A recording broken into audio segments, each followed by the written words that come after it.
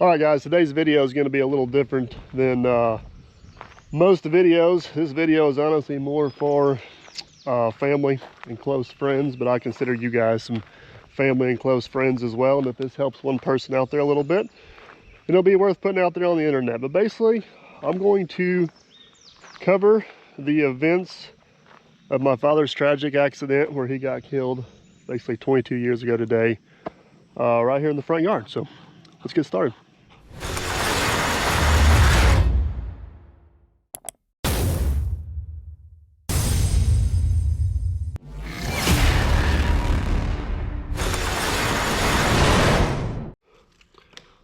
All right, guys, like I said, it's almost 22 years since the day of the accident. And I've told bits and pieces of the story of, I was there the day of the accident, whenever it happened. I've told bits and pieces of the story over the years to different individuals of kind of what transpired that day. And I figured before something happens to me, or before something happens to my memory, or however you want to say it, maybe it's time to kind of document what all went down that day. And that way future generations will know, and I'm sure there's some people out there that are kind of curious and just don't want to ask this. So give them the opportunity to learn of the chain of events that happened that day. So before we get too far down that road, I feel like I need to give you guys a little background on Dad and kind of the time frame and the events leading up to that day. So Dad grew up on a farm. I wouldn't really consider him a farmer. His dad had a farm. They farmed a few acres, and he definitely helped out on the farm, but basically moved off the farm, and he was a heavy equipment operator pretty much his whole life. He worked a bunch of different odd jobs, but heavy equipment operator is kind of what he was known for. That was his claim to fame, or his bread and butter, or however you want to say it. I did not get to spend a lot of time around my dad operating, mostly because we didn't own a lot of equipment growing up, so I didn't have that experience on our own properties or firsthand because of that, just because we didn't have equipment available to us. And Dad worked mostly in large mining operations, strip mining operations. And even back then, this would have been in the late 90s, early 2000s.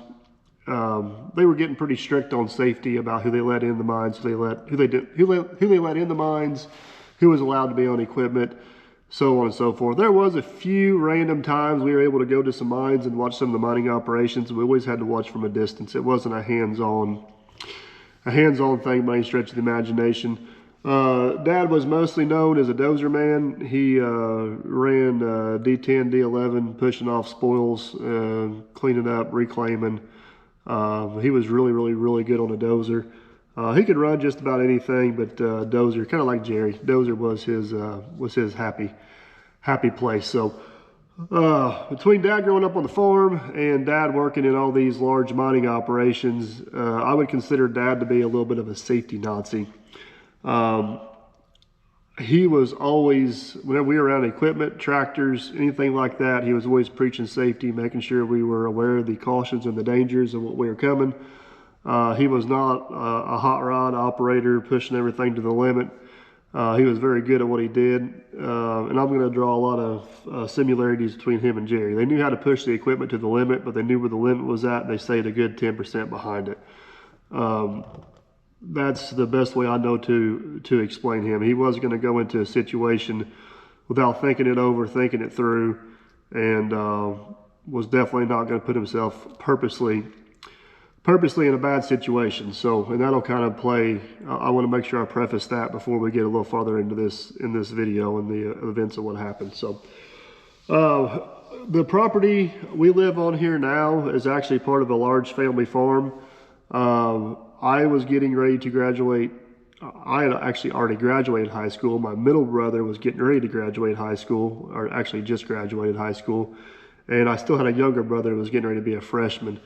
And Mom and Dad were planning on moving here to the farm, which is where myself and my brother currently live at. You guys see all the videos coming in and out of the properties. We always come in off of the county road, which is above us. Mom wanted to come in off the state highway, which is below us. She wanted to drive up to our house from the main highway, not off the county road. To do that, we had to build a pretty substantial road up the front hill. We did not have the means or the money to hire a professional contractor to come in and build this road. It was probably going to be a $40,000 or $50,000 project 20-something years ago. So Dad being an equipment operator, I was a mechanic at the time working in a truck dealership. We decided to go out and buy an old D69U dozer with a blowed up engine in it. And the thought process was, I would go through, rebuild the engine in this dozer and get it running, get it in operating order, and that would give me an opportunity to work with Dad building the road. So this is it, guys. This is the actual dozer we bought years ago and the one he was actually using the day of the accident. I know it don't look like much now, but let me kind of give you a little bit of a history on this as well. We actually bought this out of Fort Wayne, Indiana, which is about 4.5, 5 hours north of us. This dozer had a pony motor start on it. It did run, it did operate. Most of the clutches worked. It was in fairly decent condition for what it is, but it had a massive hole in the block. Being up north of us, they filled it up with water. It froze and busted, and right behind the injection pump, which is pretty common on these engines, the block was actually busted and would not hold any coolant. So what the goal was, with Dad's operating ability, my mechanical ability at the time, we bought this dozer. I believe it was for $2,200. Cost us $300 to get it shipped down here. Had to hire somebody to truck it in. That used to be the shop up there, the building right behind us. So we pulled this thing in the shop. I don't remember the exact timeline, but I'm pretty sure we got this thing kind of a late fall of 21.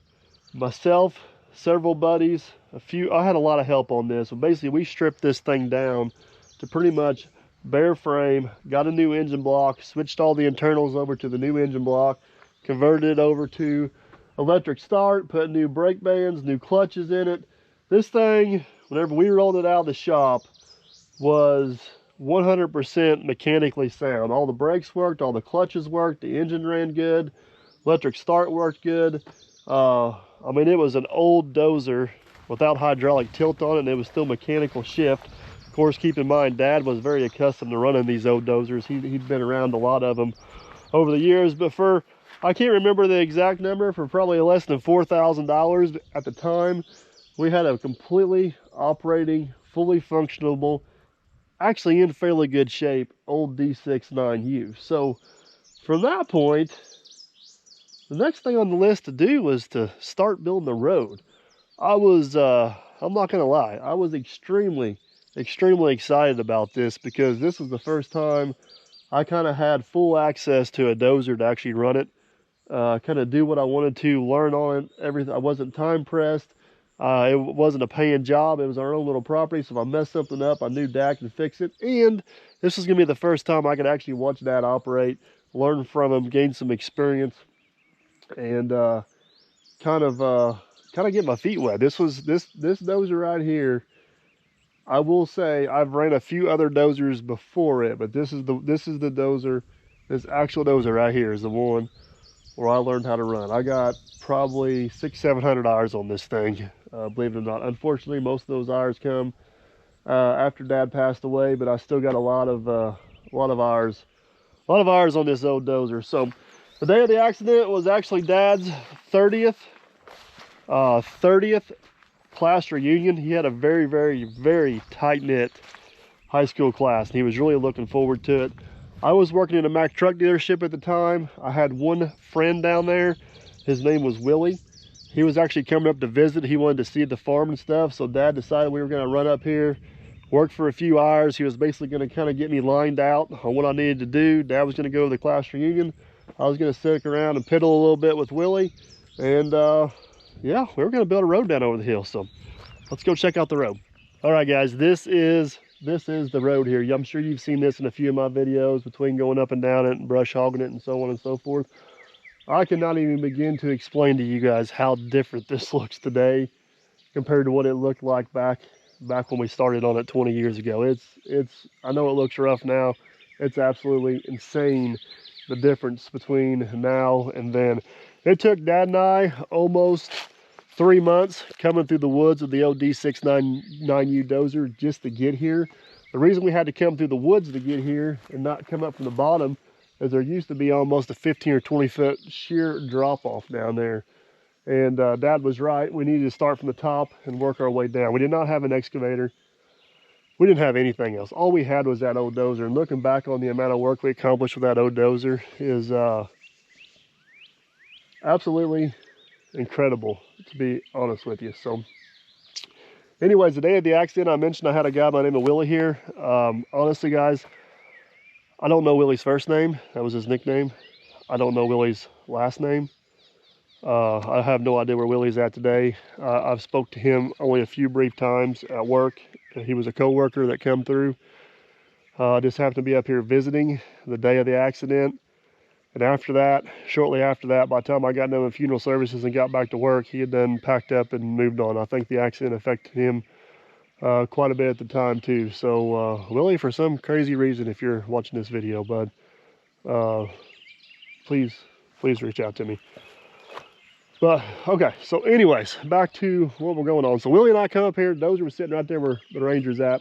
We got the dozer fired up, and Dad took off, fluids checked, everything good to go. Dad hopped on the dozer, and right down this ridge right here, there was a handful of trees that were kind of, I'm trying to describe this. We had this cut down, and the trees were kind of sitting up on a little bit of a ledge. We needed that dirt, so Dad was going to take the dozer and push these trees down over the hill so we could get that dirt away from them. So while he was doing that, Willie and I hopped on what we had on the mule at the time, and we literally just went over here to kind of show him where Mom and them was going to build at, kind of show the little area we had cleaned out, because Dad had that cleaned up and leveled off pretty good. And no point of building the road up here if you can't even find a place to put a house. So they were comfortable about that.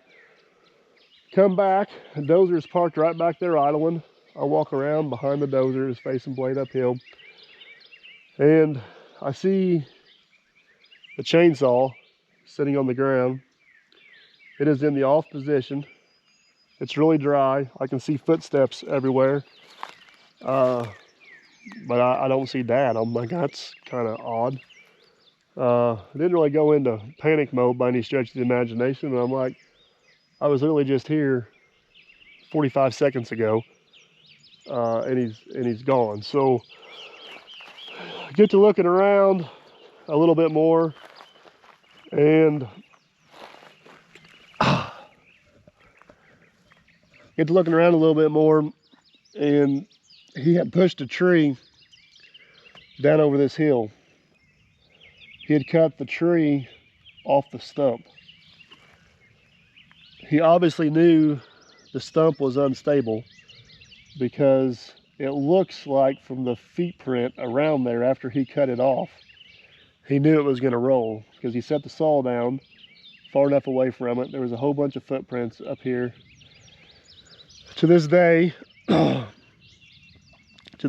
we still don't know for sure what happened. All we do know for sure is Dad and the stump took off rolling down this hill.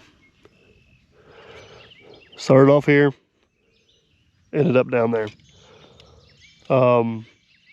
He literally, from what we could tell, was like bear hugging the stump, and it rolled over him at least 4 times going down the hill before it hit the bottom.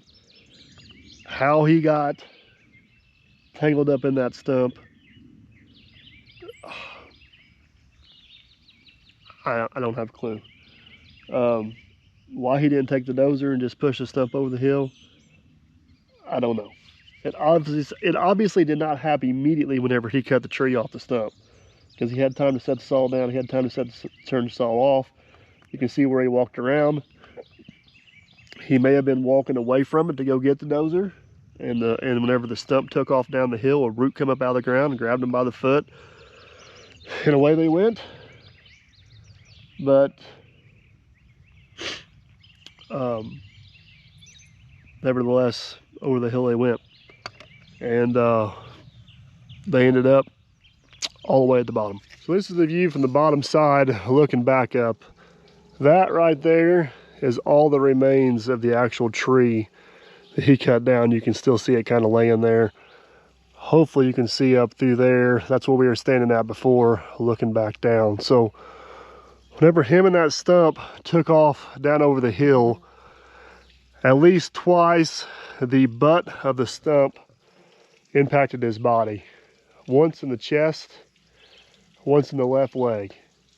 We know that for a fact. Now, it may have got him more than that. We know for a fact where the tree was at, where he cut it off whenever he rolled. Hit him in the chest once, and once in the left leg. Whenever I come flying down over the hill, come down here and found him, fortunately, one of the good things was the stump had actually stopped rolling back up here on the hill. It was still here up until a couple years ago, but it has finally rotted away. But the stump was still up here on the hill, and it actually threw him out in front of the stump, and he was kind of laying down in the ditch here, his feet just starting to go up the other side, his head kind of in the bank. He was laying face up. The moment I laid eyes on him, I knew it was bad. I knew it was real bad. Thankfully, like I said, Willie was here with me. I had very little medical training, anything at that time. Instincts just kind of kicked in. The first thing we noticed was his leg was pretty much severed right above the knee, his left leg. Willie had a jean jacket on, and we tied a tourniquet on that thing as tight as we could possibly tie it on there. He was still breathing very heavily, but he was unconscious. His eyes were rolled back in his head. It was bad. I knew at that point he probably wasn't going to make it, and I wanted to stay with him, and I told Willie to go call for help. Willie had no clue where we were at. He had no idea how to tell anybody to get here. I did have a cell phone on me. I had no service here. So I took off running a half mile back to the barn where the bulldozer's at now. Called 911. Very important thing right here. 911 sent me to Perry County, Pennsylvania. We were in Perry County, Indiana. How I got in Perry County, Pennsylvania, I'll never know. Once I realized that was the wrong 911 location, I hung up on them.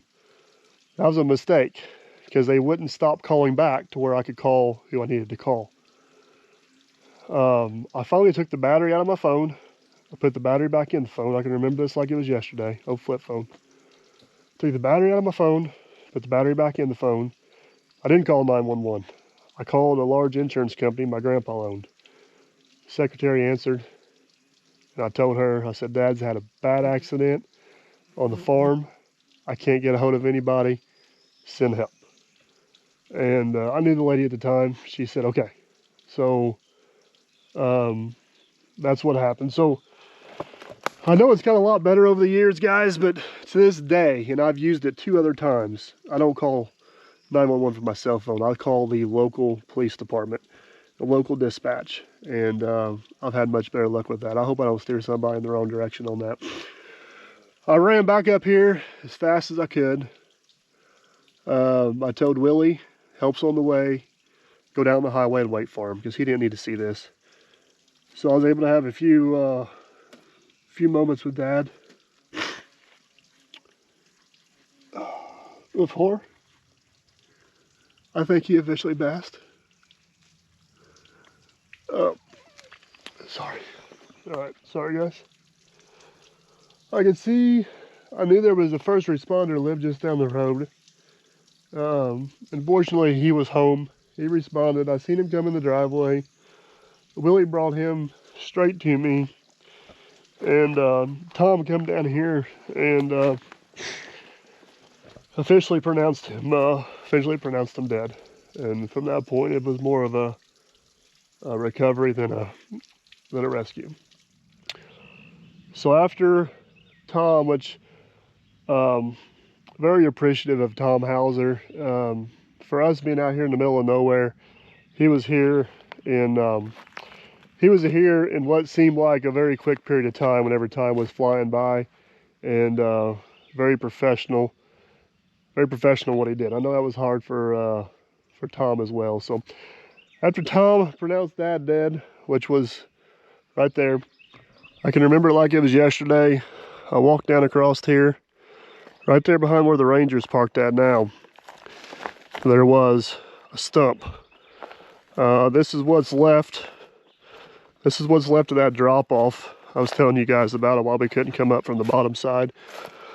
You can see just a little piece of it there. It used to come out here quite a bit farther. But there used to be a great big maple tree we cut down. There was a stump right there. And I remember coming down, sitting on that stump, and I knew that my mom, my brothers, a bunch of family, a bunch of friends, they all knew Dad had an accident. But none of them knew how bad it was. I think they were coming out here hoping to find a broken finger or something small. So I remember sitting on that stump, staring at the road, waiting for everybody to file in, trying to figure out how I'm gonna tell them what happened or break the news to them. Of course, at this point, I'm still in shock, but I know it sounds weird. I remember sitting on that stump, and I'm trying to gather my thoughts of how I'm gonna explain to everybody what happened, even though I honestly didn't have a clue what happened. And this name just kept popping in my head over and over again. And it was a name of a classmate of mine from high school. And I remember actually getting mad at myself, like, Mike, why are you thinking about this person? This is the most random thing ever. Get that out of your damn head. Like, I literally got mad at myself sitting on that stump. Ironically, 3 months after this accident, a person I was thinking of ended up getting killed in a car accident. And because that person's name kept popping in my head, I was able to spend some quality time with them before they were taken from us as well. And it all made sense after that, I guess. But sitting there on the stump, I see everybody start rolling in. Keep in mind, I said Dad had his 30-year class reunion that night. His best friend is the coroner. I see Larry rolling in. A lot of his other good friends are in from out of town. I see some of those guys rolling in. And I think the part that was more difficult, I don't want to speak for Willie, but I think the part that was more difficult for Willie than actually seeing the accident is he picked my mom up down there not knowing who my mom was and broke the news to my mom that Dad didn't make it. Of course, Mom didn't take that news very well, and I think that was really hard on Willie because he had no idea who he was telling. And I'm kind of glad Willie did that before she got to me, because I had no idea how I was going to do it. I hate Willie has to have the burden of that, but I'm very appreciative for that for sure. So everybody starts rolling in. We get Dad down the hill. Everybody kind of looks everything over, taking their own little assessments of what might have happened or could have happened or how it happened. And there was a lot of smart people up here that have been around the construction and excavating business their whole lives, and nobody still has a definite answer of what actually happened, other than it was just a freak accident. And everybody knew how cautious Dad was, so something really random, out of the ordinary had to happen, or he just had a complete total lapse in judgment, which we all do from time to time. And sometimes this is the result. So after the dust settled here, I remember going back home to Troy, which is about 30 minutes from here, and pulling up to the house and just seeing people everywhere. There was probably 25, 30 people there, but it seemed like a couple hundred. And I wanted time to myself. I walked straight through the crowd, straight downstairs into the basement, into my room, and I just needed to gather my thoughts, I guess. The next week or so with funeral services and all that stuff, honestly, I don't really remember a whole lot of that. It was all just kind of I remember everything that happened up here like it was yesterday. But all the funeral services and stuff were just kind of a big blur, to be honest with you. A lot of people. Dad was very well known, very well liked, and Just a lot of people. That's what I remember, is just a lot of people. So this might be a little bit of an unpopular opinion, but it's my opinion, and it's worth sharing. The worst piece of advice I believe you can give somebody that's grieving a death or a tragic accident is trying to tell them how they should grieve. Between my two brothers, myself, my mom, my grandpa, other close friends and family of Dad, I don't think there's two of us that grieved the same way. Everybody had their own way of dealing with it, their own way of expressing it. And I think that's healthy, and you need to support that person in whichever path they take or whatever path they choose to go down. Don't try to change their path. Help them go down the path they're already going down. I can remember certain people trying to tell me how I should feel or how I should grieve or what I should be doing. And it pissed me off. I'm talking bad. And then there was people that knew the path I was on and tried to help me down that path. And that was a huge, huge help. The other thing I want to bring up is it don't matter how hard we try, what we do, what we say, we can't change the past. Nothing I can do or say or buy is going to bring Dad back. What has happened has happened. It's horrible. It sucks. I'd do anything to have a time machine and go back 30 minutes and fix whatever it is. But that's not reality. That is not reality at all. So with that being said, we can't change the past. There's nothing we can do to change the past. The past has been written, whatever you want to say. It's done. What we can change is the future and how we go forward. And that's kind of the path I decided to choose. Basically sitting on that stump that day is I can't control anything that just happened, but I can control what happens from here forward. And that's the motto I've lived since the day of the accident. I do everything I can to remember Dad. I do everything I can to honor Dad. I do a lot of things because of Dad yet today, because I knew that's what he would do or want to do. I'll make sure my kids know who he was, but I can't dwell on the fact he's not here, because there's nothing I can do to change that. Now, with all that being said, the what if scenarios are gonna run through your head. It's impossible for them not to. So Dad passed away before we ever got to see my youngest brother graduate high school. Never got to meet my wife. Obviously never got to meet my kids. Never seen the house being built. Long story short, he's missed out on a lot of milestones, or we missed out on sharing a lot of milestones with him.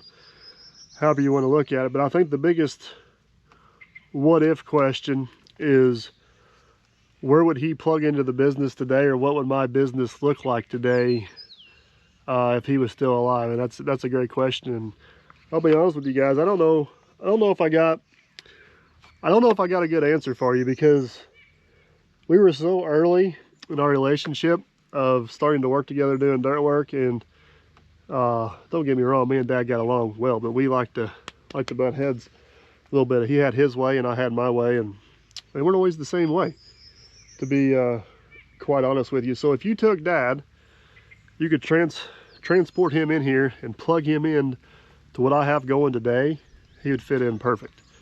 And I think that's one of the reasons I like working with Jerry as much as what I do, is because that gives me a little bit of a sliver of what it'd be like to work with Dad. Well, a little bit I got to see Dad operate, and the stories I hear from Dad, him and Jerry are very, very, very, very, very similar in the way they operate. So very thankful I at least got Jerry that we can call on from time to time. And every time I call on Jerry, I kind of think, well, that's where Dad would plug into the operation if he was still around. But if I had to build the operation from scratch, whenever Dad got killed, I was still working in a dealership. It wasn't until 6 years after Dad got killed that I actually went out on my own. So if I had to build this operation from scratch with him around, I honestly don't know where we'd be. I don't know if it'd be bigger, smaller, not in business at all. I honestly don't have a clue. I don't have a clue. I wish we could have found out, but don't have any idea where the business, their operation, or there'd be so many things different if he was still around. I don't even know if I'd be living here on the farm. So it's hard to say, and it's hard to go down that what if route. But what I do know is I am very, very thankful and fortunate for the people in my life, the opportunities I've got, and where we are at. Don't get me wrong, I've had a lot of help along the ways, and I've worked my absolute ass off to get here.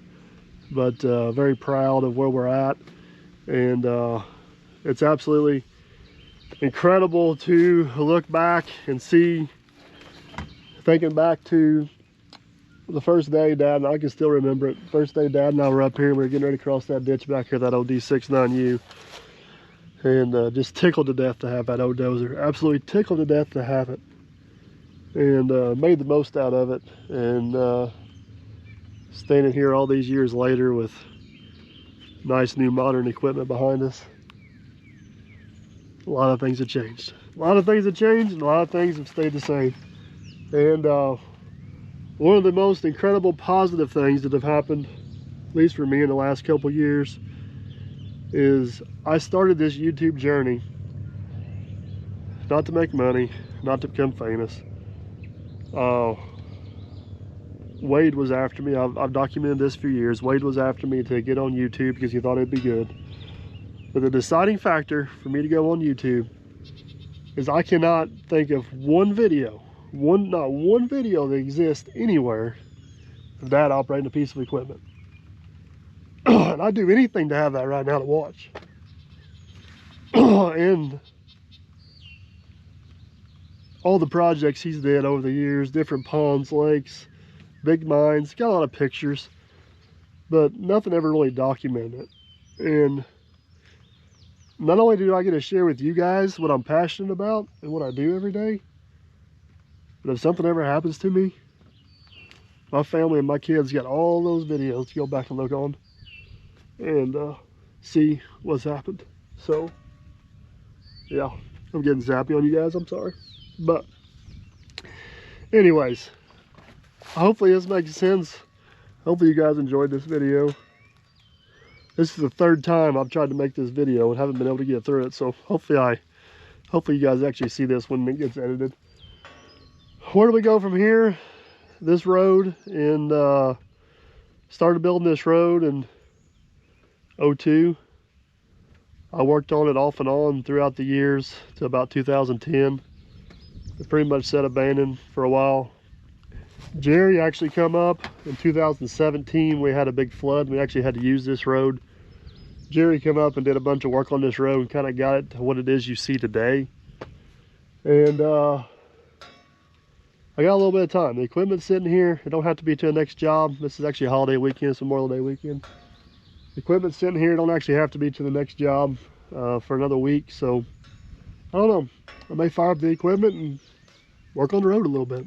It's hard to work on the road, but it's what it is. All right, I'm done. Sorry. Zip. Hopefully you guys had a takeaway from this. And I don't talk about this a whole lot. It's the first time I've ever really talked about it. Just not something I don't like sharing it or don't want to share it. It's just so many people use death as an excuse, and I don't want to be that person. I can't change it. It is what it is. Gotta make the best out of it. That's what I'm gonna do. Thanks for watching, guys.